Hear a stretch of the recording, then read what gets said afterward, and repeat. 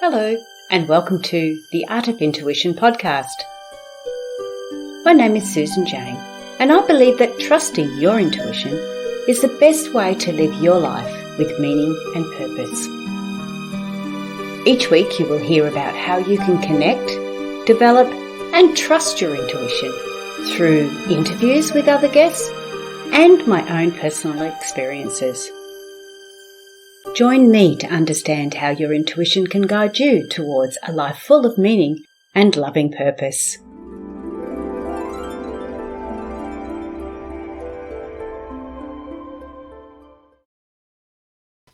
Hello and welcome to the Voice of Intuition podcast. I'm Susan Jane, your host for the podcast, and today we have got someone very special. But I think I say that every week, but it's true because I only have good people on, so you know they're always special.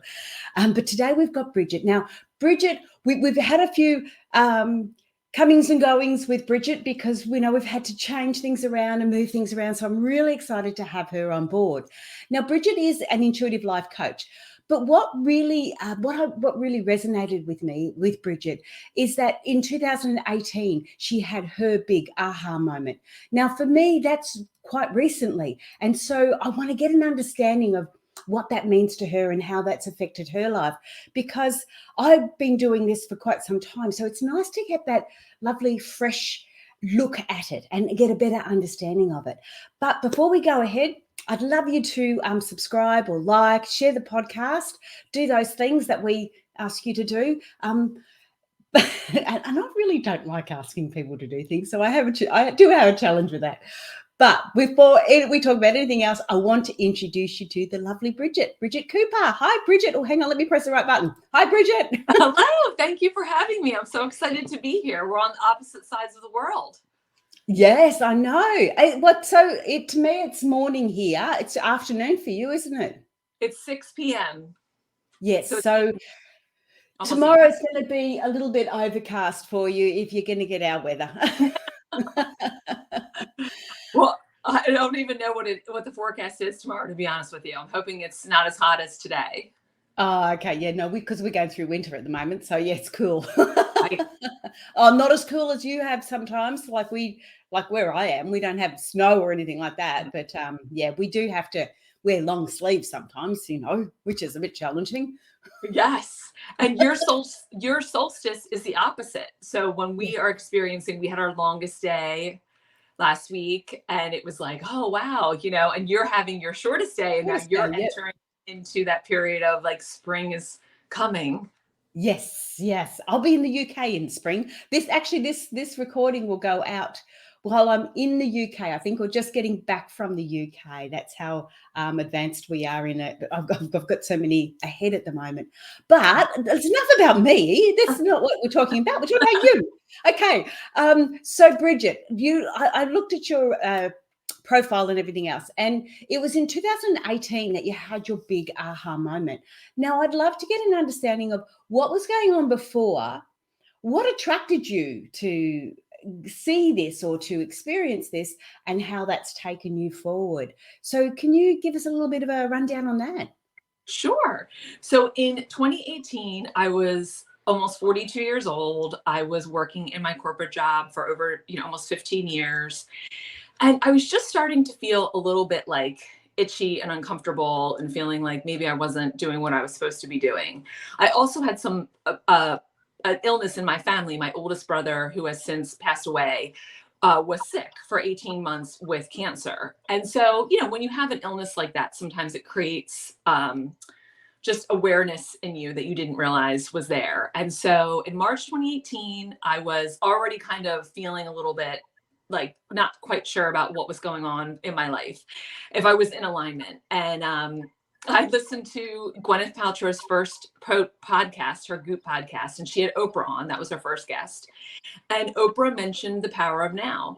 And for some reason, I'm a prolific reader and I read a lot on the train when I was commuting into work. So for some reason, I opened my library app and I put A New Earth on my library list. And nothing has ever been the same. For me, Eckhart is that person who taught me a different way to experience my life. And it was all through the power of now, which so many spiritual teachers teach, right? But for whatever reason, he was I call him my like gateway drug to spirituality, like Yeah. Eckhart. So just take us back a little bit there, because not everybody, I know who you're talking about. I have completely a very good understanding of who you're talking about. I have read both of those books too. But can you just take us back a little bit, because people may not know who Eckhart Tolle is and what his two books are. So can we just jump back and have a look? Because unless they get a little bit of an understanding of that, they're not going to get an understanding of how you went forward and what it did for you. Absolutely, yeah. So I read A New Earth, which is his most popular book, and I did enjoy it. But to be honest, I couldn't really quote it to you because once I realized he wrote The Power of Now, I got that book second, and it is like a manual for life. What he taught me, what he created space in my brain for, was that I am not my thoughts, and that my thoughts are energy inside of me, but I don't have to believe my thoughts.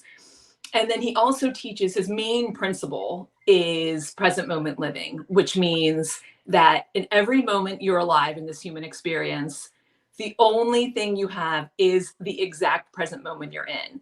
And what so many humans suffer from, and I suffered from this absolutely, was either ruminating about the past, about the mistakes, what I should have done differently. But for me, it was definitely more that worrying about the future, what's going to happen in the future. And so he taught me things like, when you worry about things in the future, it feels like you're doing something, but you can never be prepared for the present moment when it actually happens. So it's sort of like wasted energy. He really got me to understand how everything is sort of energy, and that we are just wasting it all the time, and we're on autopilot.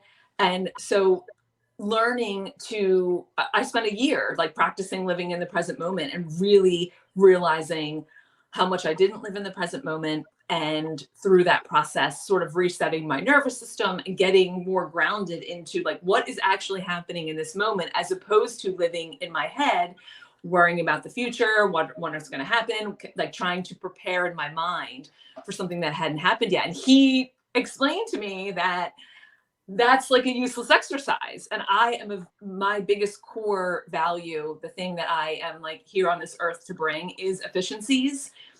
And as soon as I learned that worrying was not getting me what I thought it was getting me, it becomes a lot less easy to do, because you understand that you are creating that you have the power, and it's just all inside of you. So he was my first person to explain that to me in those terms. Yes, and I have to agree with you, Bridget. I read The New Earth, and I didn't get anything out of it. I had read so many books. To me, he was just repeating some of the stuff I already knew. But The Power of Now was amazing, because it gave you everything you needed to live in the now. And yes, we get that anxiety when we're worrying about the future, and we get depression when we're concerned about the past. But when we start to live in the now, the whole world changes, doesn't it? It feels so much more navigable. You feel like, oh, if I only have to really be in this present moment, I can do anything.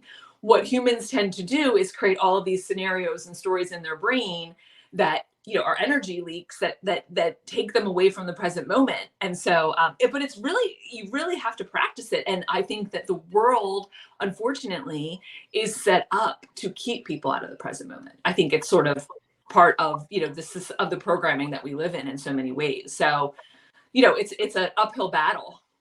Yes, I agree. And yes, they're using fear and other aspects to make you either be worried about the future or concerned about the past, and create this anxiety and depression and concern and stress and rah. When you, like you say, bring it back to the now, we've got complete control. We have complete control.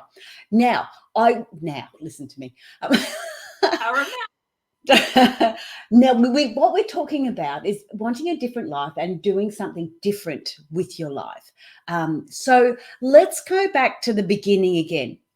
If we're living in this life we're in, and we're not overly impressed with it or happy with it, or like it's not sort of going the way we want to go. And I guess that's what you had, and you found the book and you started to do this practice. But tell me, or can you step us through some of the practices you did to help you get through?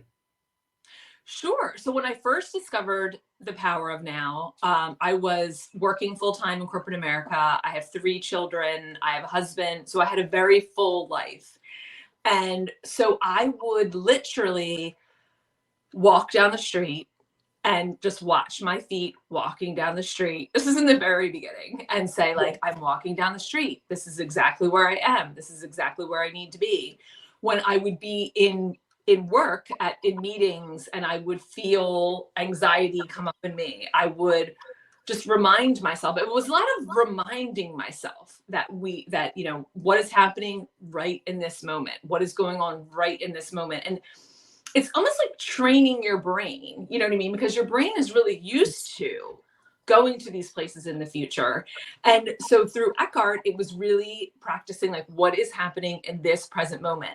And then the other concept that he teaches, the language he uses, the pain body.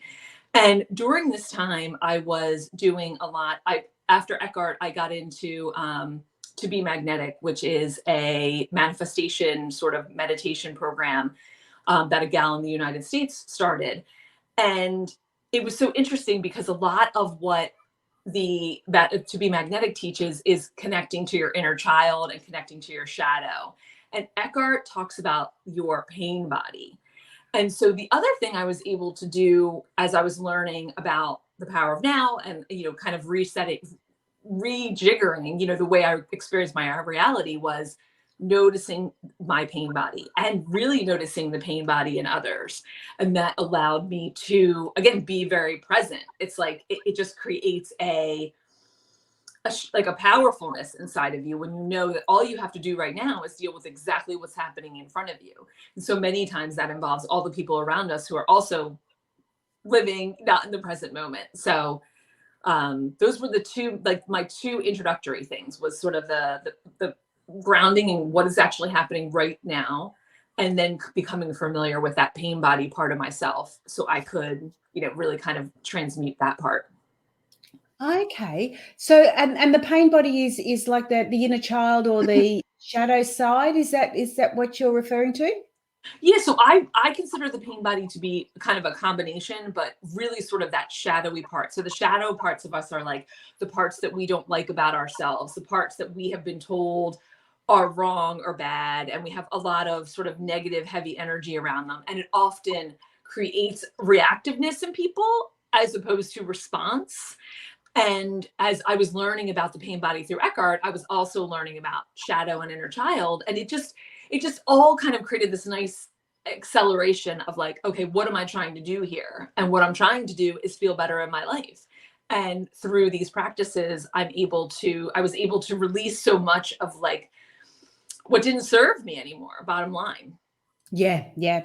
And of course, when we're doing this and when we're talking like this and people are hearing our stories and getting an understanding of us, they start to get this connection. And you have got this beautiful understanding of the power of now. You're going through the pain bodies and getting that understanding. And that's what makes you unique as far as an intuitive life coach. Or that's what makes you unique because of the systems and the ideas and the areas that you've put together. And that's what I really like, because everybody's so different in how they present and what they do.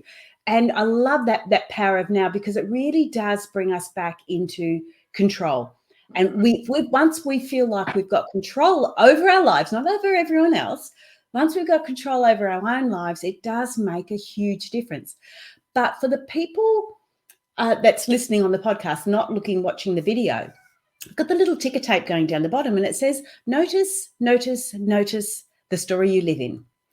If you want a different story, do something different.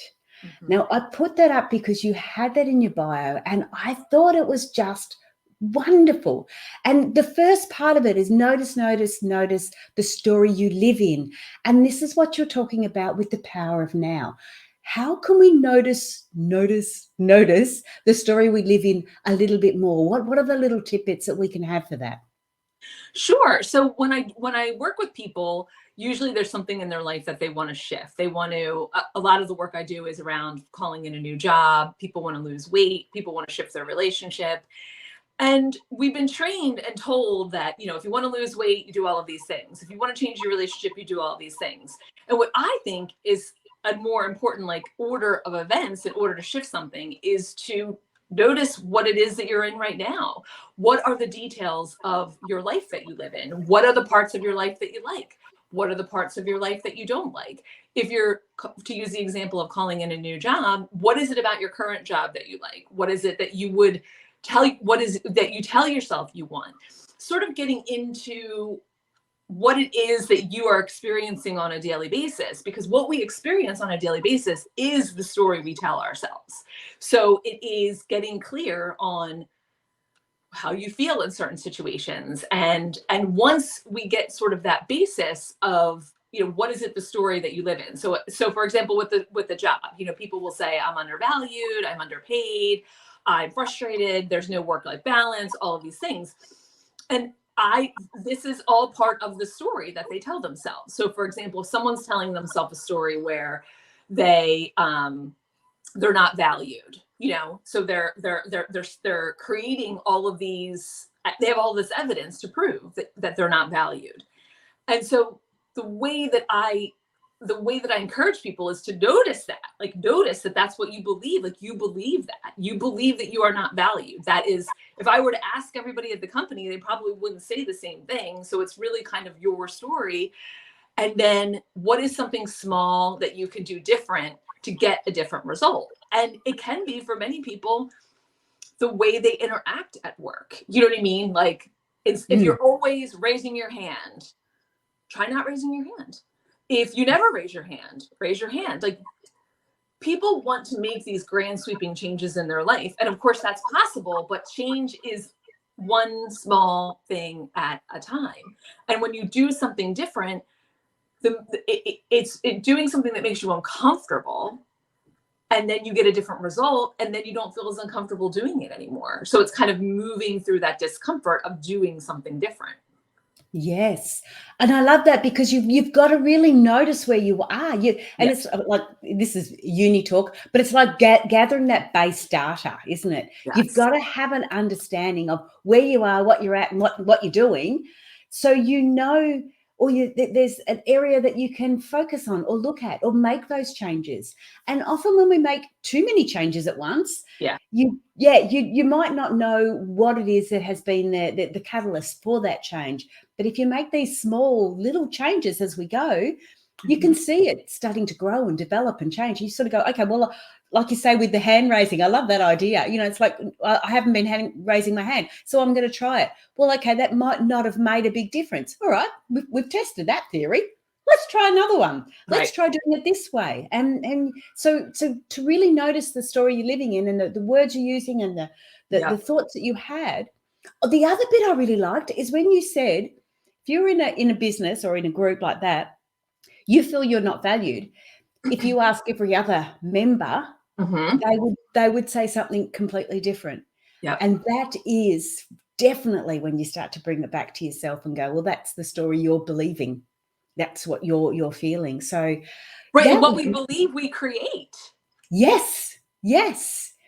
So with your situation, so you read this book, The Power of Now, and you've got a really good understanding of that, and you started to put these things in place. So with The Power of Now, you started noticing your story, noticing what was going on, noticing what you dislike and what you do like, and what you want to take forward and what you don't want to take forward.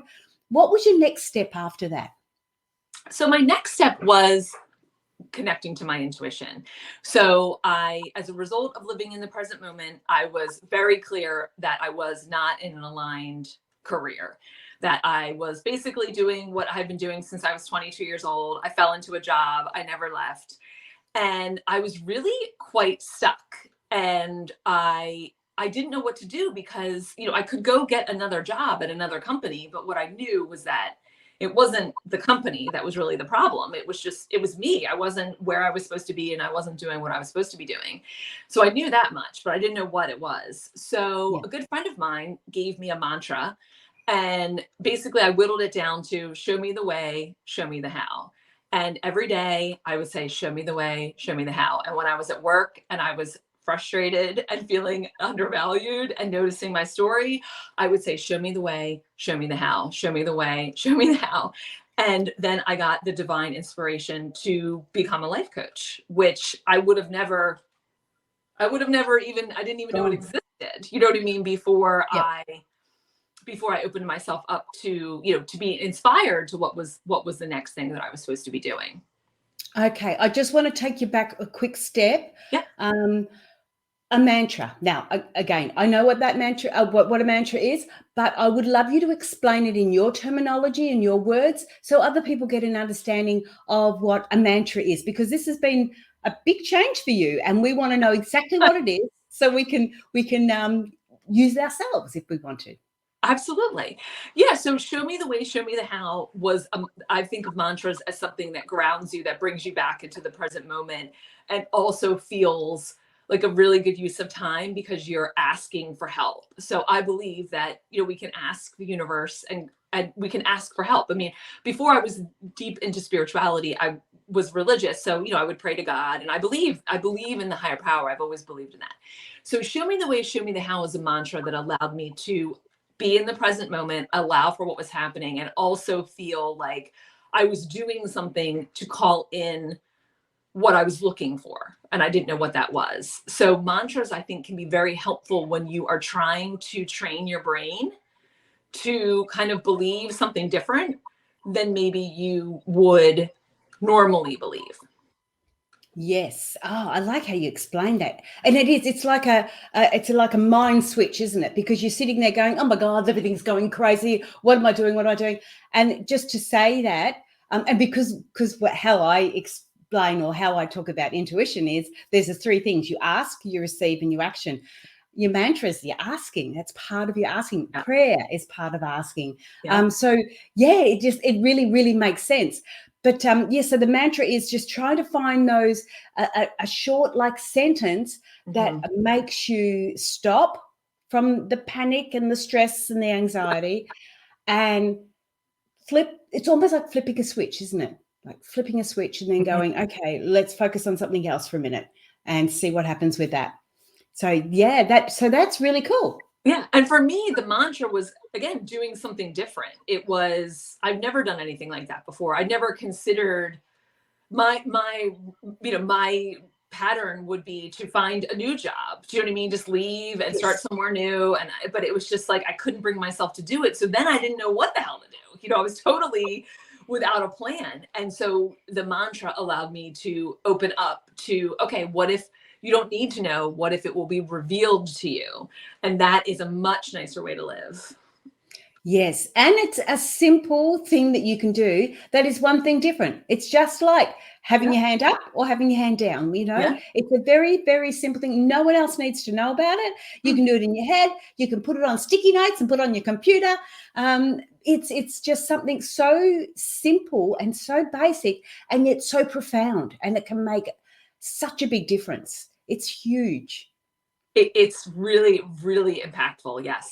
Yes. And what I liked about it when I was reading your bio and getting an understanding of the podcast today was the simplicity of it. It can be so simple. It's so big and profound and all the rest of it, but it can be so simple. And everybody has these different tools and techniques that have helped them. So if you resonate with Bridget, jump onto her website. It is www.thebridgetcooper.com. Jump on her website and have a look at what she's got there to offer, because she is an intuitive coach and she can help you with that. But these lovely little different techniques that we have is really, really important and so relevant. All right. So the first thing you did was you read a book, and that gave you an aha moment. And I'm not saying all books will do that, but this particular one did for you. You started to action it then. So you're in this space where you just needed something. So you may have asked in your own way, and then you received this intuitive message and you've gone through the book. Then you've moved on and you've started to look at your life, the power of now, get an understanding what it is. And you're starting to go, okay, this is where I'm at. This is what it's like. You've grabbed that base data. You've reflected, got an understanding of it. Then you've started to make these changes. So you've started to action it. And the changes were, one of them was your mantra, which was really, really cool. So the mantra has come through. How did you get that information to go, I'm going to be an intuitive life coach? Because holy dooly, that is so completely different to working in corporate. So it's not something you're just going to wake up in the morning and go, okay, that's what I'm going to do. How did those sort of steps play out? How did things play out for you? Yeah. So I set the intention, or I set the mantra, show me the way, show me the how. And during this time, I had discovered a gal called Brooke Castillo, and she has a podcast called the Life Coach School Podcast. And I just started listening to it. And similar to Eckhart, she really opened me up to just concepts that I hadn't considered before. Like, we get to decide what things mean to us, and that feeling our feelings is an important part of being a human being. All of these things I didn't know. And so I was consuming her content and really feeling like empowered. And all of this time, I didn't know that she had a certification program. You know, people do podcasts and they have things that they're selling. And I knew that she had things she was selling, but I didn't know she had the certification program. Yeah. So show me the way, show me the how. I'm feeling like I don't know what to do with my life. And I turned on her podcast on Thursday morning, and the podcast was, should you be a life coach? And I was like, it was like, yes, it was a full body. Yes, I should be a life coach. And I don't know how to explain it other than sort of that intuitive hit. Like, this is what you're supposed to be doing. And so I enrolled in a program that started in April of 2019. And I made the plan to exit corporate America in March of 2020. And so I went through the certification program, and I learned all of these amazing skills. I learned managing my mind and feeling my feelings. And all while I was saying goodbye to this career, and I couldn't really tell anybody about it. Do you know what I mean? Like, I couldn't share it with anyone. Yes. You were saying, you know, it's very personal. You don't need other people. When you involve other people, sometimes it becomes like less valid, you know, it somehow is invalidated. And so I went through the process of getting certified. And then in March 2020, like the week COVID hit, we were a week into COVID, I resigned from my corporate job of 15 years. Wow. Congratulations first. Thanks. And that's it. So what you're doing, you're following the thoughts and the ideas you've got, and you're listening to podcasts. You're still gathering a lot of information. But what I really like is the fact that you stay in your job, and it is a job. You stay in that so you can make that transition and do it under your terms and under your terms, for want of another word. Because I've seen other people that just drop everything and go, this is what I'm going to be, or this is what I'm going to do.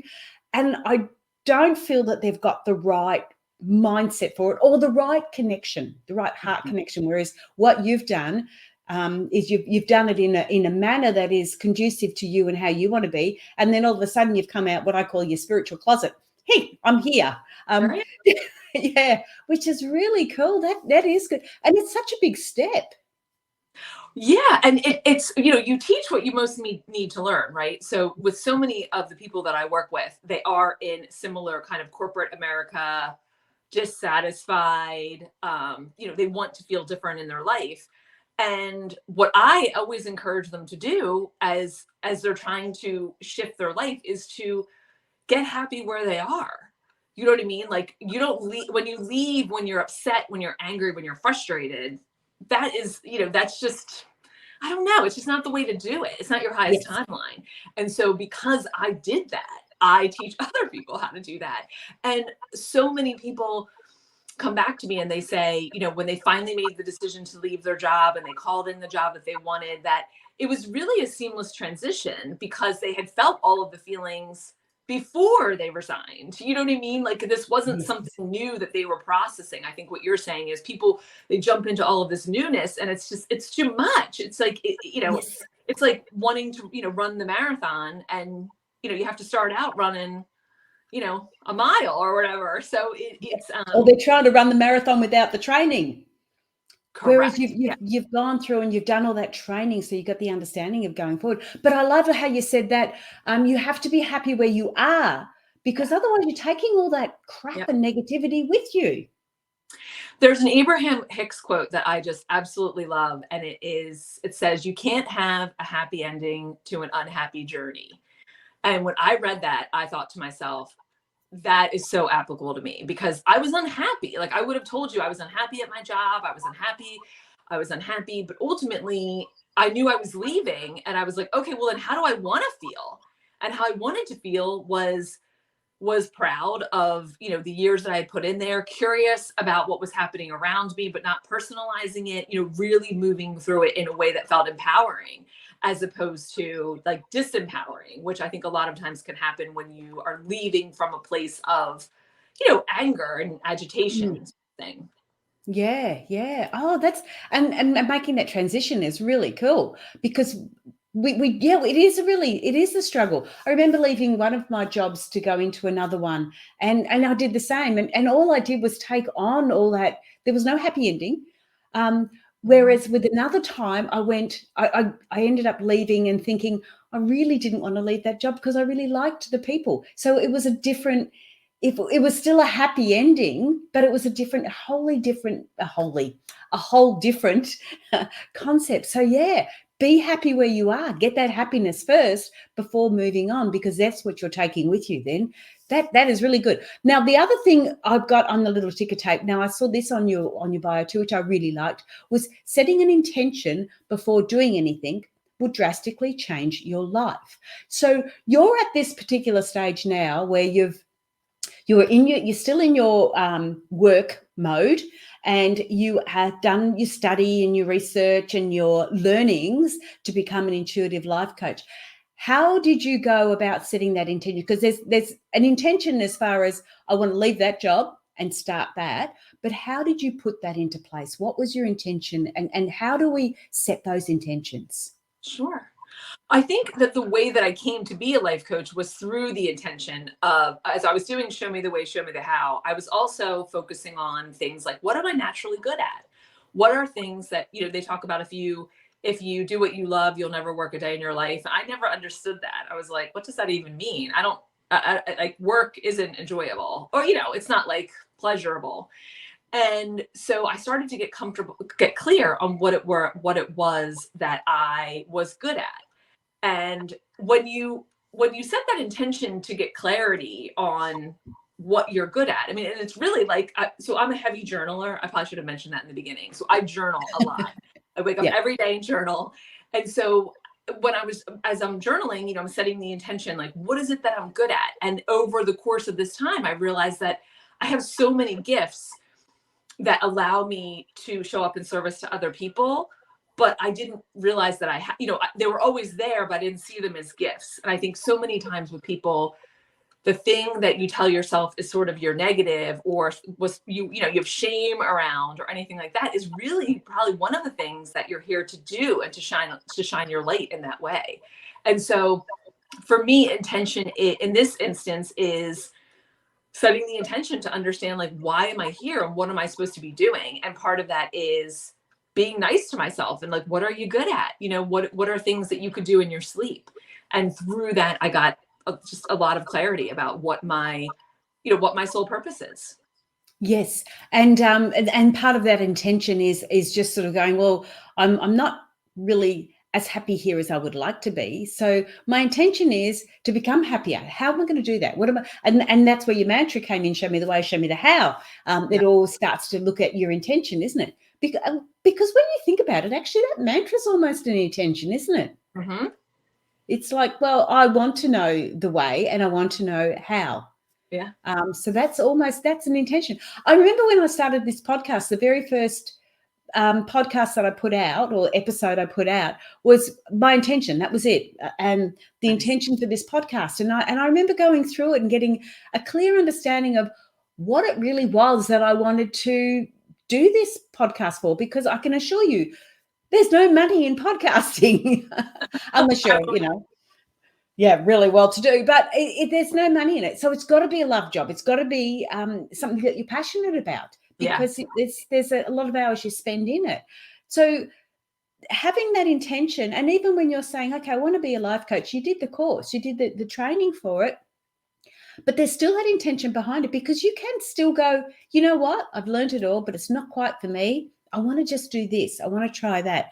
And so having that intention is great, because it gets you going, but it doesn't mean you have to stick with that, people. You can change. We're allowed to do that.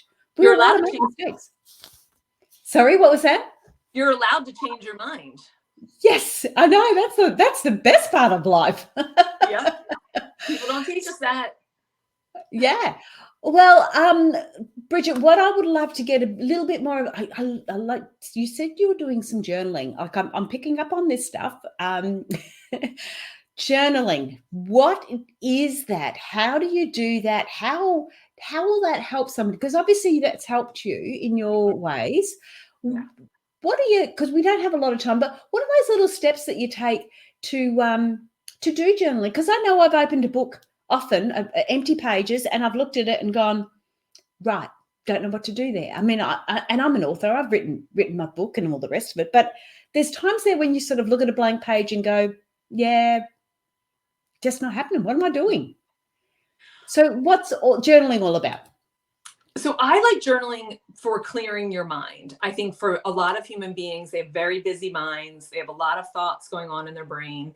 And journaling isn't, the Dear Diary. It's just writing whatever you want, however you want to do it, to get the thoughts out of your head and onto paper. And with my clients, I would say 50% of them do it, 50% of them don't. It's not necessary. I think for some people, it really creates a space of, like, this is my journal right here. You can write whatever you want. It's just for you. You don't have to be censored or perfect. It's just a function of getting what's in your brain onto paper. And then what can be very helpful is people realize just what is going on in that brain of theirs, which is not a lot of supportive, nice words. So they can, oops, hang on, let me pop it back up. They can actually use that as far as getting an understanding of where they are at now, like noticing the story they live in. Journaling could help them with that. Yeah. Oh, yeah, absolutely. Absolutely. You see the patterns and the themes and, the words that you use and just the way that you feel most of the time. I think a lot of people are on autopilot. They're on this autopilot of feelings. And as they start to create an awareness around them, journaling can be really helpful with that. Yeah. Okay. And like you say, that some people were happy to do it, and some people are better at doing it, and others aren't. It might be their thing, but you've got to have a go, don't you? You've got to try it. Absolutely. And it doesn't, I would say to people, I remember when I was journaling, when I was like, at work, when I was in corporate America, I had my my workbook, and I would turn to the back page. I would just write and write and write and write and write. So for me, it was really, really, really cathartic. So I feel so strongly about it. But as you know, there's all different ways that people can clear their minds and connect to what they're feeling. It doesn't need to be journaling, but that happens to be a very, a heavy tool in my toolbox, a big, an important tool. Yeah. I must admit, I don't do journaling, but I do writing. I do writing a lot. So when I'm trying to work things out, I have to do the handwriting, to make it, I don't know, succinct. And I've got paper everywhere, like notes every time someone's talking. Like I've written down, show me the way, show me the how. I wrote it down while you're talking. It's almost like I need to get that understanding, and I need to see it as well. So writing it and seeing it and, repeating it makes a big difference. So when you're doing all your writing with your journal, what do you do with that information? Like, some people could sort of, like you were saying earlier about the diary. I know as a young teenager, I had a diary, and my sister got it. And of course, then gave me such a hard time about it. It was one of those things that I just closed in my life then. And I guess that's probably one of my fears about journaling. It's like, I don't want anyone else to know. And if you've written it down, they can see it. Yes. So what do you recommend? What can help me? Well, I think even just realizing that that experience impacted you, that you were like, that was like a violation of your privacy. And, I say to people, your journal is just for you. No one needs to read it. I don't even reread my journal usually. Like, I don't go back and look at it. Do you know what I mean? It's really just, again, kind of present moment, like getting it out. And I think of it as like, this is my space where I can write whatever I want. And I've, no one in my house is reading it, but I've said to them, like, if you read it, like, read at your own peril. Do you know what I mean? Because there might be something in there about you that you don't like. And guess what? I'm allowed to write whatever I want. Do you know what I mean? Without this, I would be, before I started journaling, I think I was very heavy in like the autopilot thoughts, the stories, and getting it out allows me to sort of alchemize it. For me, that's my process. Yeah. No, I love that. And like I said, people will connect with you because that's a process they like and that's what they understand. Yeah. So I'm just going to run back over everything. The first thing you did was you read a book. Now, I'm not going to harp on the type of book or anything else, but it's the fact that you were doing the research. It's the fact that you were open to listening or reading other people's stories and understandings and taking on that information. So to start with, you were open to it. From there, you've got an understanding of a few things that you've got the base data. Okay, this is how I'm living. This is what I want to change. This is what I like. This is what I don't like. And started to get an understanding of who you are. Then you started to go, let's start to change things a little bit differently. Let's do one little thing at a time. And if anybody wants to know what all those little things are, they can listen back to the podcast, or they can connect with you at thebridgetcooper.com. So the other, I'll pop that back up so people can see that. And so then you've sort of started to get a bit more of an understanding of where you want to go and what you want to do, and you started to set those intentions because it felt right, didn't it? And you started to set those intentions. Correct. Yeah. And I think that most humans, when they start to connect to themselves, to, what is going on inside of themselves, and because it brings them more into alignment, so many things can shift around them. So it's such an important and meaningful experience. Yeah. And what I really liked about yours, the story, Bridget, is the simplicity of it. I just think that's absolute, because people go off, oh, it's, you've got to be this and find enlightenment and it's rah, rah, rah. And you sort of think, no, settle, pedal. It's really, really simple.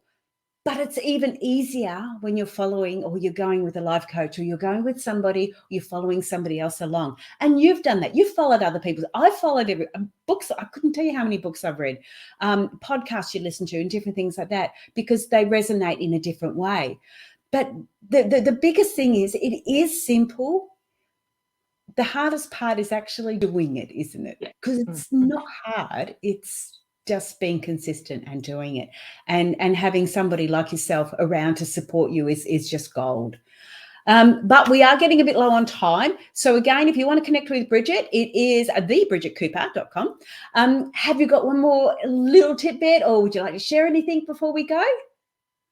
I just want to encourage people to, whatever it is they can do to create more stillness in their life, even if it's just 10 minutes a day, where they sit and they don't have anything around them, and they can just get familiar with themselves and the way that they feel and the thoughts that they think.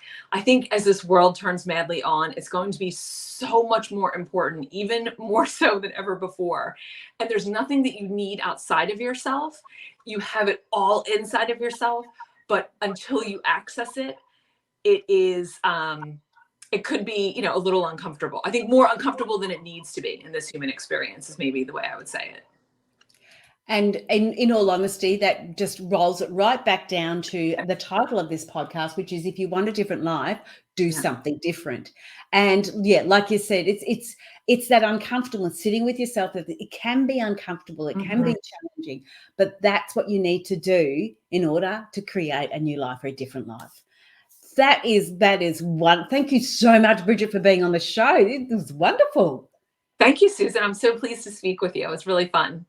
Oh, cool. Now, stay online and I'll chat with you after this. I will press all the right buttons and go, yes, I pressed the right buttons. Cool. Oh, that was really good. So connect with Bridget. If that resonates with you, connect with her. I really love the idea of that simplicity of it. It's not hard to do, but it really helps when you've got somebody there to show you which way to go. You can do it all on your own. That's for sure. We've done it on our own. Bridget's done it on her own. But I can assure you, you could take like 30 years off. That's how long it's taken me to get here. And you could take quite a few years off of Bridget's too, if you connect with somebody like that. So I don't mean to harp on that, but people ask how we can do it, how they can do it.